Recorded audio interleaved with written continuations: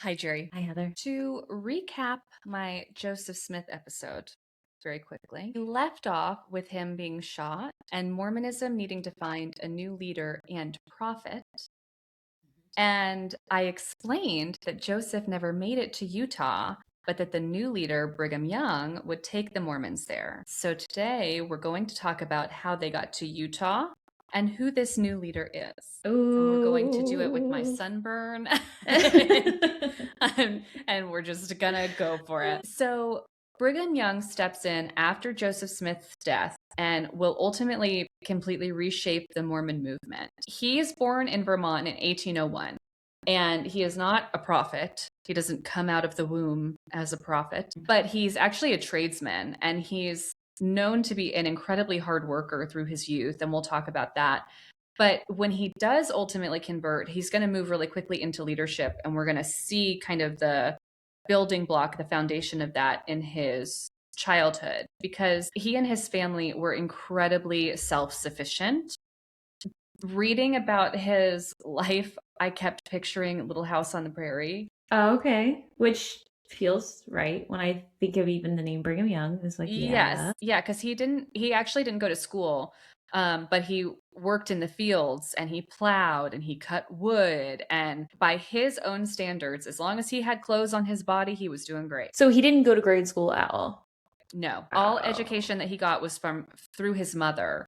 Um, his parents were incredibly strict Methodists and strict not just in their religious teachings, but also their discipline. But what can be said, I guess, for strict discipline is that this moral upbringing really inspired him to make good choices because he had a lot of intention behind them. Because fear will do that, right? You know, if I do this, will I be whipped with a branch? Yeah. Will make you kind of reframe what you're about to do. Uh-huh, uh-huh, uh-huh.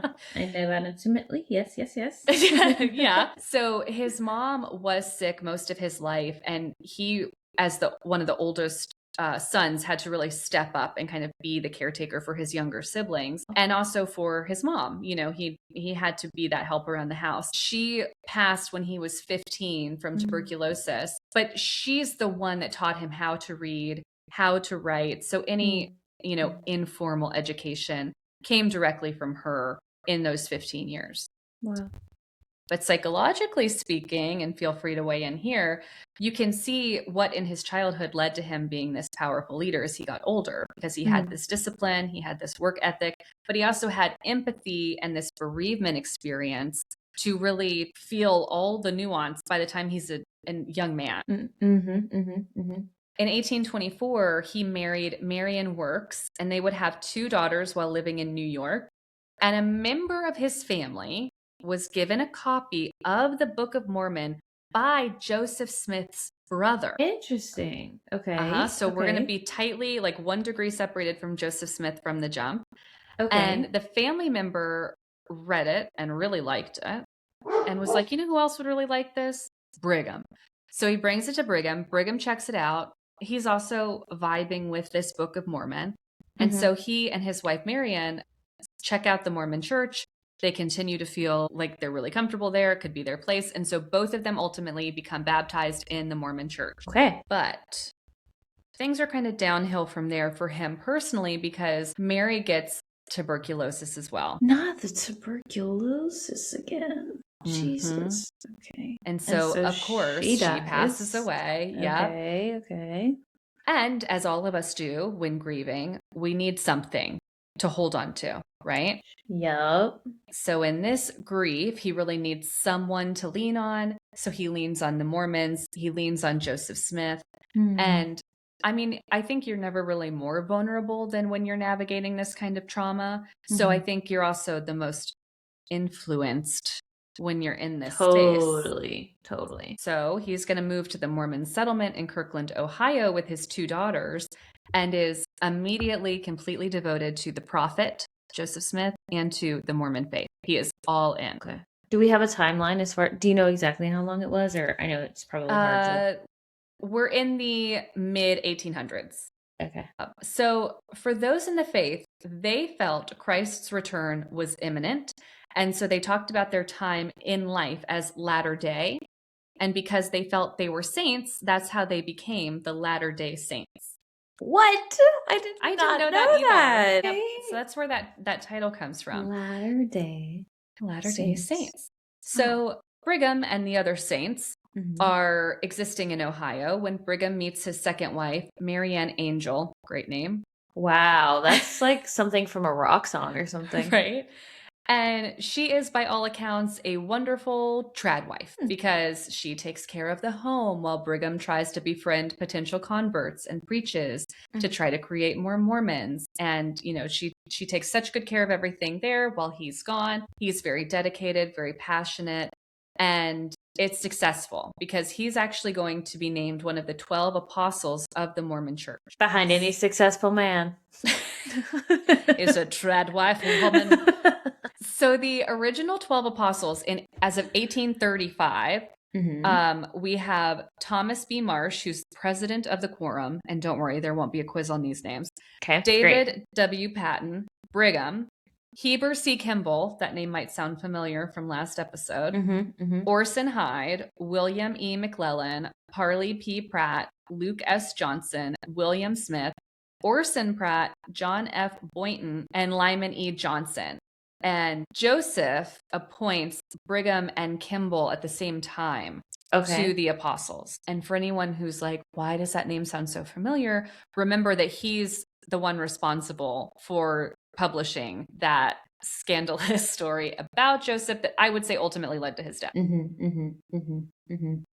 Many followers couldn't tolerate the complete control that Joseph had at this time of the church and his really poor economic judgment. There were other things happening internally. Again, we're not going to do an entire podcast about Mormons, so I'm going to breeze over this. But ultimately, it was enough that the church was splintering already, and people were like, I don't know that I love this, which of course we saw in the last episode. So these apostles were part of the inner leadership circle, but not all of them remained loyal either. Several were excommunicated or left the church or broke with Joseph Smith, especially during these internal conflicts that are happening. And of course, Brigham Young and Heber C. Kimball are going to become especially influential later in our story, helping lead the church after Smith's death, though one, of course, being very publicly against him. When this splintering is happening, Joseph Smith is like, fine, we're going to go to Missouri because Missouri is land owed to us by God. So they start buying up most of the land. It's like playing Monopoly because their belief is that, okay, we're going to buy this, buy this, buy this. Oh, we can't buy this because someone's already living there. Doesn't matter. The Lord's going to give it to us anyway. Sounds familiar to me. So, of course, the folks in Missouri are not thrilled with this and the fact that they have these people sort of looming over them like, I will take your land eventually. Yeah. That's and stressful. So, of course. And so they start to be a little bit fearful of this. Picture the Mormons as like a motorcycle gang. All just looming around on their But like with carriages. Yeah. Yeah. And of course, as we discussed, this is when the governor is like, exterminate or drive the Mormons from the state. And we talked about that extermination call last episode, but we didn't really get into the ultimate violence of it. And so we are going to touch on that right now because it's pretty wicked. Local militias start to massacre farms and burn men, women, and children. Oh my God. What? It's like Waco. Yeah, it's horrific. And Joseph and several other church leaders are ultimately in jail. Brigham, it was a total fluke that he wasn't one of the ones arrested. He happened to be just on the outskirts of town building a new home for his family. And so they had no idea he was not only a Mormon, but part of the upper echelon. So he just skated through. Yeah, they had no idea to look for him when they're trying to exterminate the Mormons. And so this time of Smith being in jail is not when he will die. This is just another he's in jail time. Go ahead. I was just going to say, is this one of those situations where I'm like having a hard time being able to tell, like, if a group comes in, and I'm getting a little lost in the sauce probably in this, but I'm having a hard time placing myself of being like, okay, am I feeling sympathy for Mormons here, or is this kind of like a they shot first kind of situation, and this is I us think it's responding? complicated. I think a little bit of both, but what I will say is I don't think at any point it was appropriate for them to burn men, women, and children. Absolutely not. That part, correct. I think the actual driving out of like, get off my lawn, but as an entire land and state, I think is fine. Because I mean, if the governor's like, we don't love your energy, right? You guys are coming in here, monopolizing the town, and then making us feel all kind of threatened and freaked out. I can understand why they wanted them gone. I think the way that they went about it was wrong, horrific. right? Yeah. Yeah. So I think, but it's nuanced and weird, but bad. So when Smith is released, he, Brigham Young and over 1,000 saints fled over Mississippi to Illinois. Damn, they are just really bopping around. Okay. Yeah. And that's why I said it's like the Oregon Trail, because they really are just like, and that's when they create Nauvoo. And we talked about Nauvoo in the last episode. Yes, we did, because I was so enthralled by that. Yes. And such a good name. It's great. Well, while they're all in Nauvoo, starting this area, Brigham dips on a ship to London. And so he leaves his current wife and his young children with less than enough food, doesn't even pack himself a suitcase, basically. He doesn't have adequate clothing. He's got no food. But he gets on the ship and is like, hey, please feed me. I'm here to proselytize. Okay, so this man's delusional. But he's a great success, because people talk about how he had so much passion and he was so devoted that it was successful. And so not only was he fed, but he converted a ton of people in London to Mormonism. And when he returns, he is like extra Mormon famous, basically, because of this. And he really digs into his faith, and he becomes what I would call a biblical scholar. And he really focuses on the Old Testament. Heard that before. And polygamy, as it is shown in the Old Testament. And of course, we touched on the idea of the Mormon faith being a restoration and not just its own thing. So again, it makes sense that he's looking at the First Testament and going, we're going to restore this version of things. Okay. A little scary. A little scary. And so after Smith introduces the tenet of polygamy, Young takes on his first plural wife. This is right around the time when Joseph Smith is running for president. Yes. Okay.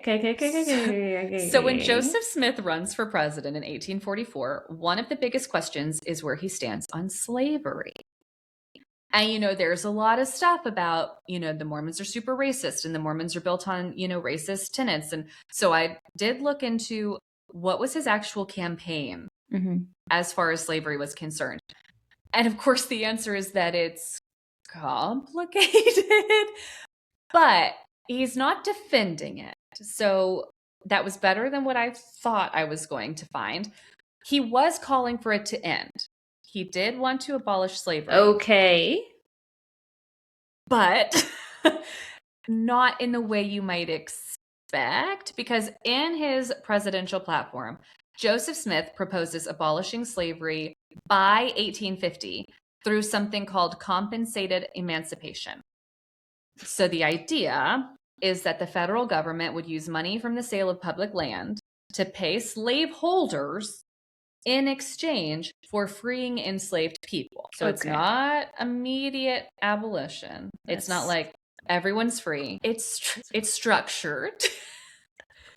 It's very strategic. Also, can't possibly imagine that the amount of money that you would get would be worth you getting rid of all of your free labor. Correct. And it's also, when you're thinking about big picture, you're certainly not setting up those now free slaves to have any success. Instead of giving the money to people who are being freed, you're giving the money to people who are being owners. Yeah. You're like, hey, here's some money. Don't make that guy work here anymore. Great, thank you. Dumbest. That's so. I'll say it's interesting. It's interesting. It's a concept. It's an interesting approach that you have there. However, it literally doesn't address any of the issues. Well, and some of this is because in 1844, where we are at this point, calling for the instant end of slavery was actually seen as very extreme and politically dangerous. So this is his way of kind of walking that line between moral opposition and what he thought might actually work. Right. And again, as far as strategy goes, I understand that, but it's still like, cool, but... And he does frame it as a moral issue. He's not neutral here. He's saying slavery should end and that the federal government has a responsibility to make that happen. But this was not always his position. I thought you were going to say something along the lines of, instead, what we should do is come up with the modern day prison system. Well, earlier in his life, especially when the church was in Missouri, his public stance was a lot more cautious and sometimes even aligned with pro-slavery laws. Okay. And now, allegedly, part of that was survival.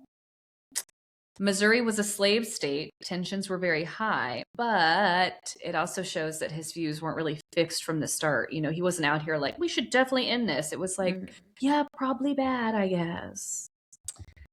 Question mark? Yeah, but by the time, of course, he's running for president, his position has shifted. So if you're looking at this version of Joseph Smith in 1844, he's not trying to preserve slavery. He is trying to end it, just not overnight. So things get heated around this same time. And of course, like we talked about in the last episode, this is when that paper is published about how awful he is. This is when he's killed. After Joseph is killed in 1844, there was no clear plan. It wasn't like, okay, the successor to the throne has always been so-and-so. Everyone was just sort of looking around like, well, now what? And it triggered a little bit of a succession crisis. Several people stepped forward with claims. Some said that leadership should pass through Smith's family line. Others believed that different church leaders had the right to take over. Obviously, it was fractured, it was uncertain, it was messy, and I'm sure very dramatic. But Brigham Young's claim came from his position as president of the Quorum of the 12 Apostles. His argument was that the authority Joseph Smith restored wasn't meant to stay with one individual alone. It was held collectively by the apostles. And so this gave him both a structural and theological case for leadership. There's also a moment that gets talked about a lot in Mormon church history. There was a large meeting in Nauvoo, and many followers later said that when Brigham Young spoke, he appeared to take on Joseph Smith's voice or presence, whether that's like spiritual confirmation or belief. A lot of people interpreted in that moment that, oh my God, it's like the prophet spoke through him. It's as if he was Joseph Smith in that moment. I mean, people wrote about it like it was a possession. Really interesting. That this begs a bigger question about like, what is a prophet? Because from everything that I have heard and from what I understand about the Mormon faith, it is that you are a messenger for God. It's not like you are possessed by something. It's that the message comes to you and through you. But if prophets aren't just puppets, then it seems to me that if suddenly Brigham Young is almost being puppeteered by the spirit of Joseph Smith, I don't know. To me, it's like not. It's like you're a disciple by proxy, or it's like yeah. Well, and of course, I'm also thinking that he was a prophet scholar. Prophet by proxy. Yes, exactly. He knew a lot about the First Testament. I think that he also probably was a smart guy that could have also gone, I know how this guy talks. I know how this guy gives his sermons. That's the first thing I put a little bit of that in there. Yeah. You see that all the time, is like pastors mimicking each other. It's like there's this pastoral cadence for a reason. Just like news reporters. Yes. So prophets aren't just puppets, allegedly. They're just messengers of God. And Young himself sometimes said that he was the one talking in the morning with an unruly tongue and made his sermons abrasive so people would pay attention. But then God would talk in the afternoon, and you should really only listen to what God was saying through him. I'm going to start doing that. when I just feel bad about how I acted earlier, I'm going to be like, that was me, but now it's God. Actually, as a matter of fact, you should only Mhm. listen to me in these certain times of the day. I might, yeah, that's actually This kind was of like a good. the original, like, nobody talked to me until I've had my coffee. I've had my coffee. Yeah. It's like keep calm and listen to God. And proselytize. Is it? Well, one of the interesting things that either Young or God said was that some sins were so bad that Christ's atonement would not cover them. Do you want to guess what some of these sins were that were too big even for Christ to take care of? Definitely. What's the word for whenever you think of something as like godly? Covet? You covet something, right? Well, you're not far off. It's definitely not anything like adultery, right? Because adultery is really on there. So is premarital sex. Okay, well that does make sense. I didn't think they were going to be this big of a.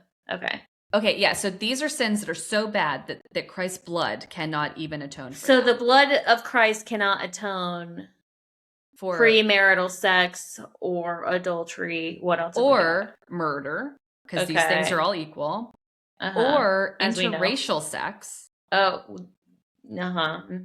Or breaking of temple covenants, which of course led me to go, what are those? You got to wear those garments. So I have a few for you. We have the law of obedience, which is, of course, following God's commandments. The covenant law of sacrifice, be willing to give time, energy, or resources to God. Live Christ-like principles like honesty, kindness, and integrity. This is the law of the gospel. Law of chastity, no sexual relations outside of marriage between a man and a woman. Law of consecration, dedicate your life, talents, and resources to God and the church. Sacred nature of the temple. This isn't always like a law, but it's still a covenant expectation. Mm-hmm. So examples of this would be like sharing specific temple rituals, signs, or wording publicly, treating temple practices in a mocking or disrespectful way. You do not do this. Okay. So in the 1800s, when all of this is going down, these covenants were framed with a very strong, very intense language, like way more than they are in that list I just gave you. But breaking them was sometimes described as having serious spiritual consequences. And you may be wondering, well, gosh, if Christ's blood can't atone for those things, how could I possibly ever find atonement? By obviously being the 12th wife of Brigham Young. Actually, it would be to shed your own blood. Wait. What?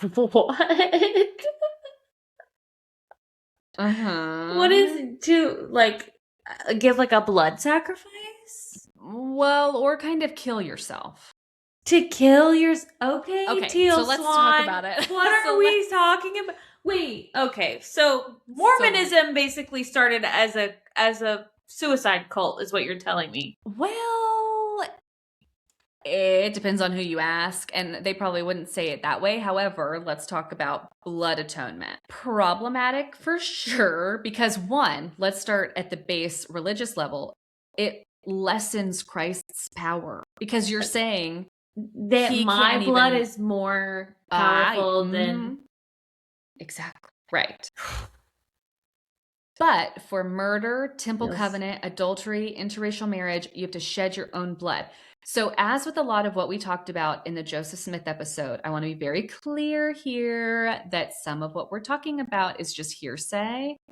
But there are some very culty rumors that these folks were being killed like crazy, even though that goes against the idea of willing atonement, because the whole thing is that you have to willingly shed your blood. But not somebody else do it, or you're murdering them. But there are cult rumors that they were like, okay, we have to sacrifice you to God now. Now, the Mormon... Oh my God. This is so much more intense than I expected. Okay. The Mormon Reformation in the 1850s was doctrine that was reaching its peak in this time. And you had leaders like Jebediah Grant, who preached that shedding a sinner's blood was an act of salvation that allowed them to avoid eternal consequences. And there were ideas that capital punishment, usually hanging, wasn't enough for a major sin, because the person would instead have to be shot or cut so that their blood actually spilled and the smoke of that blood would rise to the heavens. Oh my God, this is so intense. But even Smith and Young historians and scholars are upfront about saying that Joseph Smith kind of alluded to blood atonement, but never really outright stated it. But after Smith was killed, Young was more outspoken about it. So Brigham Young in 1846 says, if some of the folks who exterminated the saints in Missouri would come to Nauvoo and cast themselves at our feet and say that they had sinned a son unto death, and they are willing to submit to the law, let their heads be severed from their bodies, and let their heart's blood run and drench the earth, and then the Almighty would say that they should finally be saved in some inferior kingdom. If when a man comes here who is guilty of murder, we would cut off his head, it would be 1,000,000 times better for him than it would to let him live. Cartoon blinking eyes. Make this make sense. You know what I mean? Like, make it make eye for an eye. In 1899... the first presidency of the Church of Jesus Christ of Latter-day Saints issued a manifesto officially renouncing the doctrine of blood atonement and distancing the church from past teachings. And what do we know what kickstarted that whole situation? They just thought it was getting a little too loud. Out of hand? Yeah, I think people were talking about it and they were like, I think we should take this out. We're gonna lose subscribers. Yeah, exactly. So Brigham Young puts a lot more emphasis on organization and teamwork when he's not talking about blood atonement. And in general, with all the saints, there's a lot of efficiency happening. And something notable, though, as Brigham Young is moving all of these saints, is that Emma Smith, first real legal actual official wife of Joseph Smith, does not go with Young and all the Mormons. She stays in Nauvoo. She refuses to go west. She stayed behind. She stayed behind and raised the prophet's children in Illinois because she was resolute that polygamy would not be a part of Mormonism and that anyone who supported it would not be her people. Wow. So from there, she stood on business. She really did. And so from there, it became less about a formal vote and more about who people chose to follow. And the majority of the saints aligned with Brigham Young. They liked the way that he spoke. They agreed with what he said. They wanted to have 15-year-old wives. And 15-year-old wives. Yeah. And so those that were willing to leave Nauvoo and head west were like, okay, we're going to go with Brigham. Others followed different leaders, which is why multiple branches of the Latter-day Saint movement still exist today. Whoa. So we're focusing on the OGs, the Salt Lake City OGs, because his leadership wasn't just appointed in this way. I mean, he had so much authority and influence that people were like, okay, but I think he's like the main prophet guy. So most people chose to go with him. But But as they're moving and as they get to Utah, as it exists in the 1800s at that point, the land is so dry and hard that it is breaking plows. Okay, well, that's got to be resolved somehow. Well, one of Brigham's wives actually says that even though she is so exhausted, she would rather travel another 1,000 miles just to avoid settling in this God-forsaken desert. But he's like, well, you'll be fine. So Young does a lot of back and forthing here. And actually, I will give him credit for this. This was really interesting to learn. This is known as the best mass migration in American history. And he accomplished it here. And this is according to historians. And Young actually writes about how well organized it is and how nobody whined the whole time. Wait, what? That's so funny. That's so funny. Yeah, and they talk about how he was so compassionate and kind, and at one point, he even stopped the entire wagon train to help a woman with a broken leg, which to me says that the bar for kindness and compassion is kind of on the floor. If people are like, wow, he stopped for the lady with the broken leg. Like, yeah, that seems like something that you probably would need to do or want to do. Right? But the saints are really crushing it. I mean, you would absolutely be hiring these folks on TaskRabbit because they are building up an entire civilization. Wow. What do we think that's like? What do you think attributes to that? Like they had a level of like gusto about them? Do we feel like they had access to more resources? Like, what's the deal there, we think? I think that You thought about it? I did. I think that Brigham Young was probably actually a really fantastic leader. Whether I think he was a good person or not is secondary to that. Right. I think that because of how he was raised with working really hard and that just being, if you want to exist, you're going to work hard. I think that was because he was an example. Mm-hmm. It made it easier for people to follow because he wasn't just standing there going like, now do this and now do that. Like he was doing it too. But I also think that all of these people were so devoted and so committed that they were a community going, this will be our home. And so we have to make it a home. And they were so isolated that if that was a choice they were making, it was survival. They only had each other to do it. Yeah, it was survival. Pioneer times, survival. And so, of course, if you want a roof over your head, you were going to build it. So I think it was just the times that kind of that was in general, if you wanted something, you had to do it yourself. But also that mixed with their faith, mixed with this prophet who was also an example, it was like this perfect recipe for, all right, I guess we're doing this. Wow. And one thing I like about this, and maybe this also attributed to what Not you just you about asked to me. tell me that you've converted. I actually have been baptized in the Mormon faith. I'm wearing my garments. It hurts on my sunburn. So one thing I do like, though, is that they really weren't strict about worship times. Because interesting, they viewed what they were doing as worshiping God. Because the secular and the faith and belief was so intertwined at this point that like them all working together and building this up was for God. That in and of itself like was worship time. And I'm a big fan of that because I think that sitting in a church doesn't make you any more of a Christian than sitting in a garage makes you a car. Right? Like, and so I do think they were on the right track there. So it wasn't like you have to go to church every Sunday and you have to do this, because they were worshiping in their own way. At this time, all the Mormons with jobs are contributing 1/10 of their earnings to the church, but Young uses that fund to pay the unemployed Mormons for the work he has them do on the town. So this tithing practice is really working for them. But of course, for outsiders, they're like, tithing is weird. Like the way you guys are doing it is weird.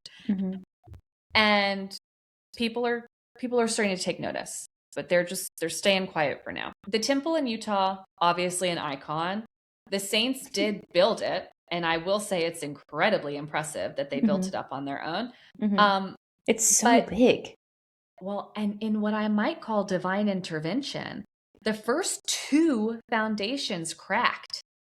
Really? And they had to replace it with granite. Now, they couldn't just call up a non-Mormon and say, hey, we need to order a huge slab of granite, because as far as Brigham Young was concerned, if they were buying from the Gentiles, they were dependent on them. So they did not do that.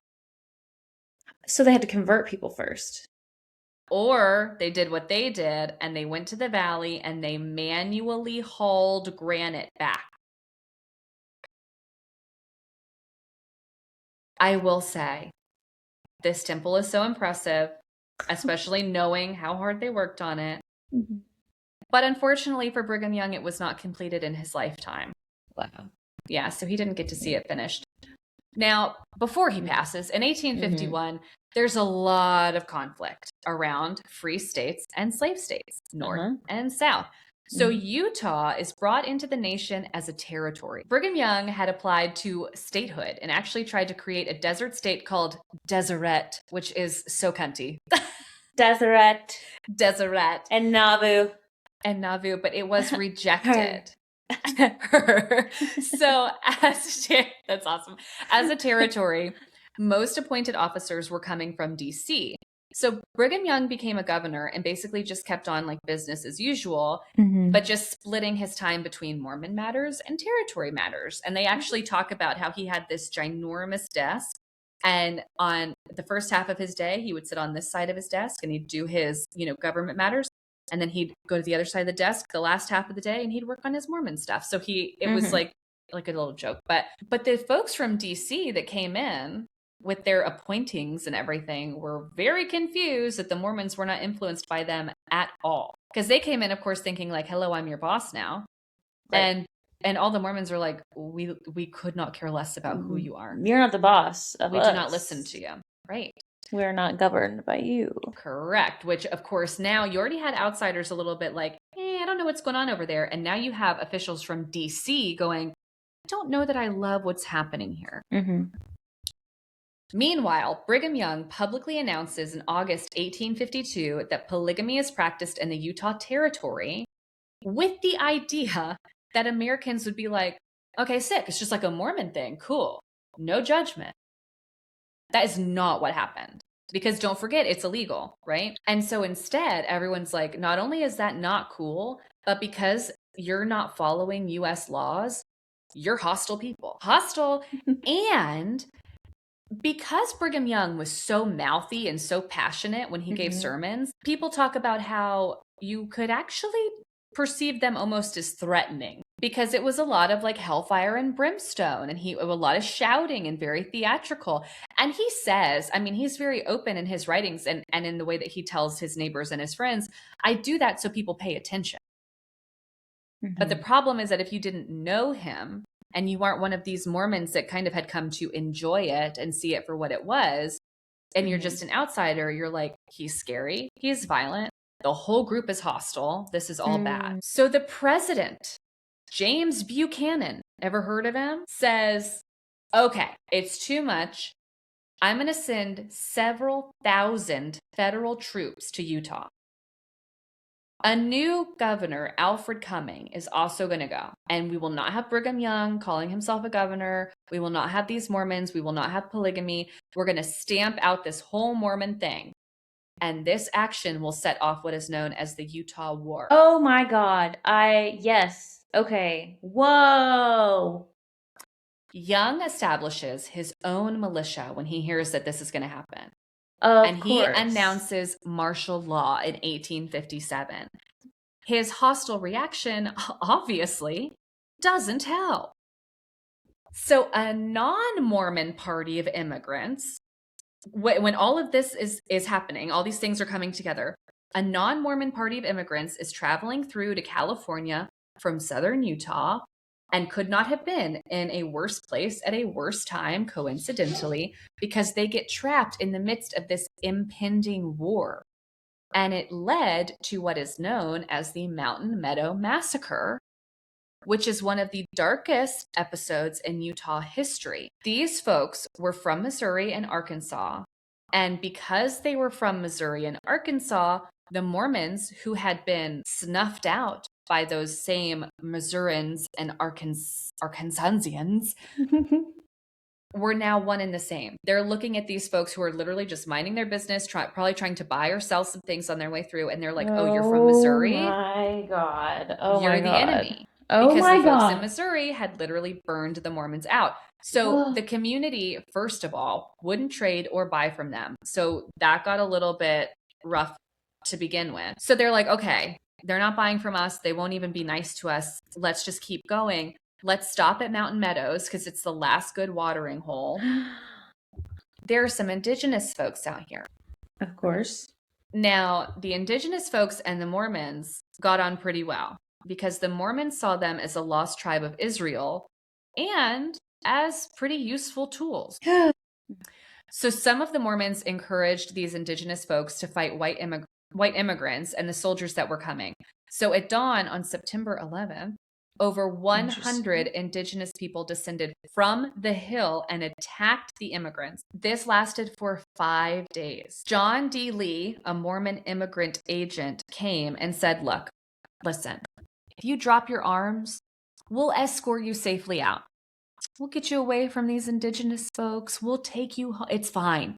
Just drop your weapons. And then it's cool. And they were like, okay, great. Because we did not sign up for this. We don't want this. This is very scary. So as they said, okay, we're going to take you up on that. They drop their weapons. They start to leave. Mormon militiamen come and descend and massacred 120 unarmed travelers. Oh my God. That's so upsetting. Brigham Young did not attempt to justify this. He did not sanction it, but he was very lax on his investigation. Of course. John D. Lee was exiled from Mormon society, and I will say 20 years later, he was actually tried federally, found guilty, and shot at the site of the massacre. Okay. So all of this was the last bloodshed, thankfully, and Brigham Young agreed to step down as governor because this was not what he intended, right? He thought, I'm going to make a militia. They're going to come. We're going to say, no, we're going to keep this place, and everything would end. And instead, this happened that was just, nobody could have seen this coming. What a mess. And so he lets Cumming take over. But things don't change. Like on paper, things change, but nothing changes. Because Brigham Young describes himself as the governor of the people. Young describes himself as governor of the people, but Cumming is like governor of the land. So he's like, sure, you can be the governor of this place, but you're not the governor of its people. That's still me. And very clever here. Okay. So after being replaced, Brigham Young is like, that's fine, because now I don't have to split my time, right? I can focus only on Mormon matters. So he turns his attention back to his people and his giant family, because he has been busy throughout this. He's very efficient with his time. Been busy in more ways than one. Very busy. Would you like to take a little guess at how many wives total he had? 22. 55 wives. Around 16 to 20 were considered full marital relationships with children. Oh, my Lord. And others were sealings for religious or eternity-based reasons rather than traditional marriages. Would you like to guess how many children he had? Oh, my God. At least 30. 57 children with 16 of his wives. You're joking me. How the hell did they afford this? Well, I guess the way of doing things was just working out for everybody, because most of them lived with him, but a few wives and children were in their own residences. And he had a home called the Beehive and another home called the Lion House. He lived in the Beehive, and he had an office nearby, and then right next to the office was the Lion House. And I have to tell you, these homes are so beautiful. They're really beautiful. But they're really beautiful. But this kind of life is just not jiving with outsiders at all. Brigham Young becomes a symbol of division. But in his 30 years in the area, around 80,000 people migrated from Europe. And he created numerous Mormon settlements. I mean, Brigham Young, he did it. He did it. But then something happens that I was surprised was actually the undoing of things, but it made a lot of sense. In 1868-69, the railroad is completed. And now, yes, it's much easier to travel, but the kingdom, which is what they called their part of Utah, is now accessible. Right. And this is a double-edged sword, because Brigham Young is not stoked about the idea of all these saints losing their isolation. But maybe it would also bring new people in. But also the nation would not ignore polygamy and buy into it being a religious practice. So we've got too many eyes on us now, and we've got too many people accessing our kingdom, and now we just have problems. In fact, Joseph Smith, the original prophet, his own children were so against polygamy that they actually testified in front of Congress and were instrumental in having it abolished. Whoa, okay. A federal anti-bigamy law was signed. And so, in 1853, Young was arrested for lascivious habitation. Lascivious habitation? My drag name. And of course, having so many wives. Yeah, of course. Of course. He was let out, interestingly, in 1875. Anne Webb, one of his wives, sued him for divorce and a settlement. She wanted a lot of money. She did not get as much as she wanted, but she got something. But things quickly go downhill from here. Okay, so this was his downfall. Okay. There's no Mormon seclusion. There's no polygamy. And Brigham Young, like, he's gonna die. Because he's getting up there, especially for this time. And so he takes a step back and has at least the foresight to go, I got to get some things in place. So he starts making sure that everything is kind of ready for the church to run without him. And he dies in the Lion House at age 76, just a few years later, August 29th of 1877. Okay. And so that was the end of Brigham Young. And that's my story. Wow. Okay. It took some of these things I had known about, and some of these things I only knew by title. Right. But that's what happened after the original prophet was killed. It's just and how the Mormons were in Utah. It is just so wild how, I knew lots of little bits and bobs, but I didn't know how everything was connected. I definitely did not put two and two together that the Utah War was involved with Mormonism. No. I didn't know. I knew about that. I feel like I learned about it at some point, but I did not know that those were the conditions in which it happened.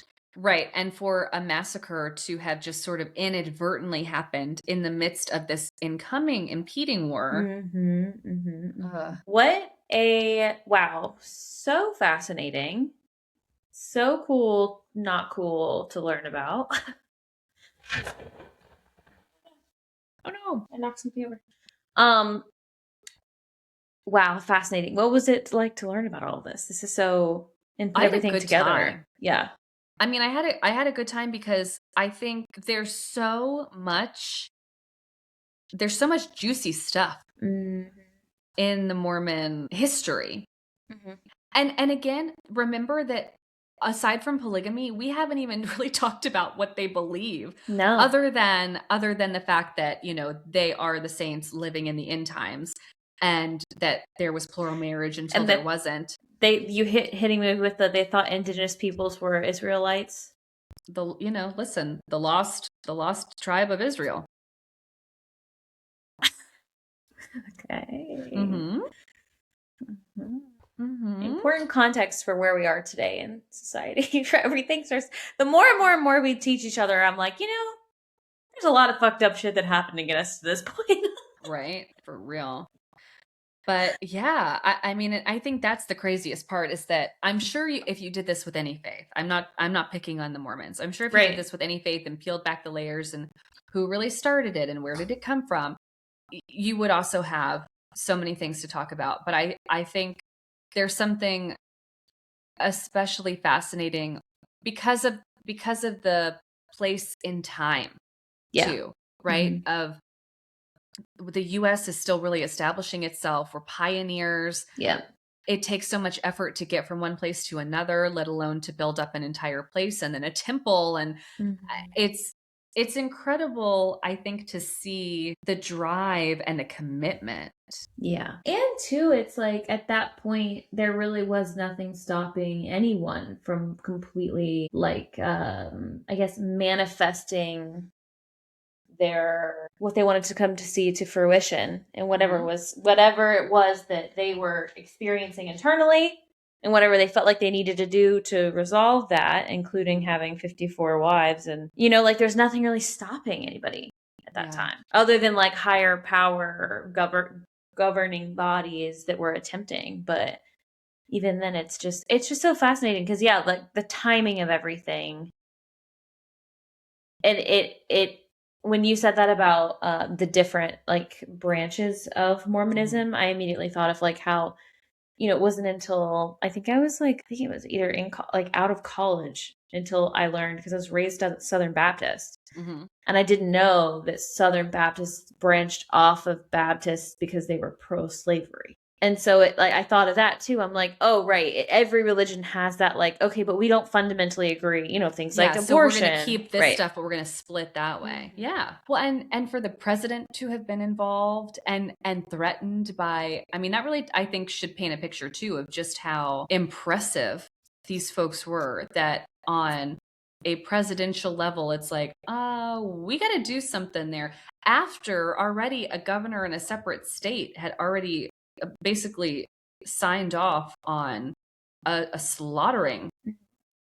Well, I mean, it's very similar to so many of the other groups we've talked about, right? Where government officials start recognizing that there is power and influence, and it is just not to your theirs. point. Yeah, exactly. Yeah. To your point of, what was it, like one of the episodes in that LSD series I did, you said anything that is so much different than an establishment. It's like, okay, well, obviously it's because you disagree with the establishment. And it's like and that. So now you're a threat. And an enemy. As weirdly nuanced as it is, if they're building community, they're self-sufficient, they're kind of existing as their own governing body, and then you have him employing people that don't, you know what I'm saying? Like, there's some stuff happening that feels like, of course, it's very complicated and complex and nuanced. And it's like, yeah, a terrible person can do things that aren't terrible, and a good person can do terrible things. Right. Like, there's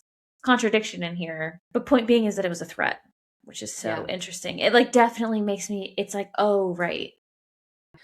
Well, and two, he was very much like, we only eat, sleep, breathe, buy from, support, do anything with our people. And that's also not really gonna help anybody. No. And so, I mean, it's very easy to see why you would have the government going, they don't like them. They're not going to give us any money in any way, or support us in any way, or back us in any way. But they're a very large group of people, and we need them to do that. And so it's all very clear why everything happened exactly as it did. Yeah. And yet it's still impressively dramatic that now, just with the second head of this faith, this is how far it's come and how much death has happened. Mm-hmm. Fascinating, Heather. Good job. Thanks. I've had a good time going down the Mormon rabbit hole. Is this the end of the Mormon? Or have we reached the? Do you know if you're going to do any branch? I think I'm gonna do an actual true crime case next time. That has a lot of Mormon roots in it and some overlap. But yeah, it's been a trip. It's been a trip, like an Oregon Trail, and LSD. Bye.